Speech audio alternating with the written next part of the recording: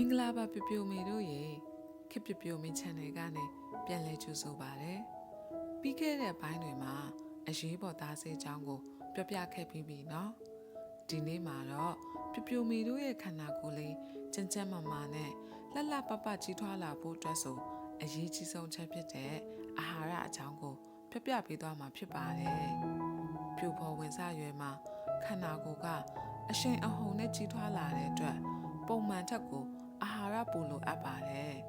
ငါကတော့ဝမှာကြောက်လို့အစားလျှော့စားရဲဆိုတဲ့ညီမလေးတွေရှိလားဒါမှမဟုတ်အသင့်စားမှုတွေပဲကြိုက်တယ်ဆိုတဲ့ပြပြမေတွေရောရှိလားဒီနေ့ဗီဒီယိုလေးမှာတော့အသားအရည်လှပဖို့ရဲ့အရက်ရှည်ဖို့နဲ့ညံကောင်းဖို့အတွက်ဘာတွေစားသင့်လဲဘာတွေရှောင်သင့်လဲဆိုတာကိုအသေးစိတ်ရှင်းပြပေးသွားမှာမို့အဆုံးထိကြည့်ပေးကြပါအောင်နော်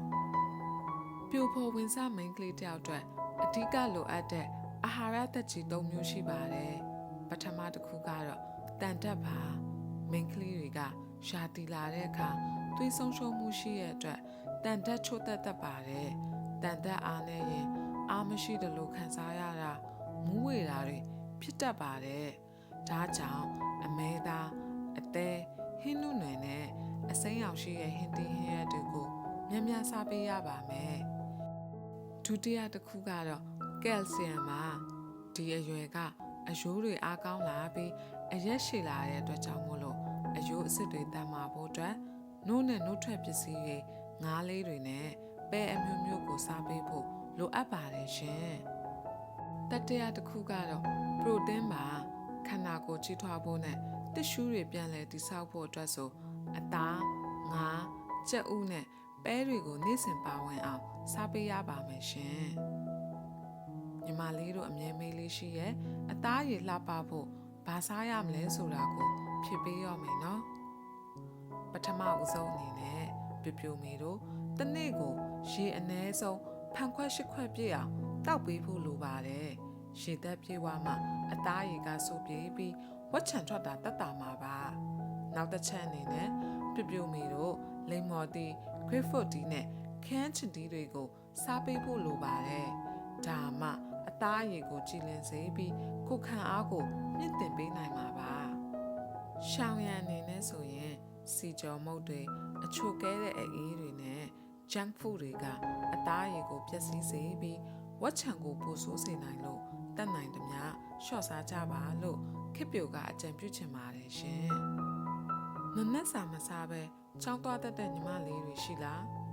နနက်စာကတနေ့တာလုံးအတွက်အင်အားကိုပေးုံတဲ့မကပဲအုံနောက်ရဲ့မှညံကိုလည်းကောင်းမွန်စေပါတယ်နနက်စာမစားရင်ကျောင်းမှာစာတင်တဲ့အခါအာယုံစူးစိုက်မှုလျော့နေတာတွေခေါင်းကိုက်တာတွေဖြစ်တတ်ပါတယ်အလုံများလို့အချိန်မရှိရင်တော့ကြက်ဥပြုတ်တစ်လုံးနဲ့နို့တစ်ခွက်တောက်တာမျိုးဒါမှမဟုတ်အသီးနှံတစ်ခုခုစားရမျိုးလေးတော့လုပ်ပေးပါနော်ဒါမှညံကောင်းပြီးစားရအလွယ်တကူမှတ်မိမှာပါရှင်ဒီနေ့မျှဝေပေးလိုက်တဲ့အာဟာရဗဟုသုတတွေကပြပြမေတို့အတွက်အသုံးဝင်မယ်လို့မျှော်လင့်ပါတယ်မှန်ကန်တဲ့စားတောက်မှုပုံစံကပြပြမေတို့ရဲ့အလှအပနဲ့ကျန်းမာရေးအတွက်အကောင်းဆုံးရင်းနှီးမြှုပ်နှံမှုပါပဲဒီဗီဒီယိုလေးကိုကြိုက်နေတဲ့ရင် like ပေးဖို့နဲ့အစားရွေးရဲ့တငယ်ချင်းတွေစီကိုလည်း share ပေးဖို့မမေ့နဲ့အောင်နော်နောက်ထပ်လည်းပြပြမေလေးတွေသိချင်တဲ့ကျန်းမာရေးဗဟုသုတတွေရှိရင် comment မှာရေးခဲ့လို့ရပါတယ်ခေပြပြမေ channel လေးကိုလည်း subscribe လုပ်ထားပြီးခေါင်းလောင်းလေးကိုနှိပ်ထားပေးပါအောင်ရှင်အားလုံးပဲကျန်းမာလှပတဲ့နေ့ရက်လေးပိုင်ဆိုင်နိုင်ကြပါစေ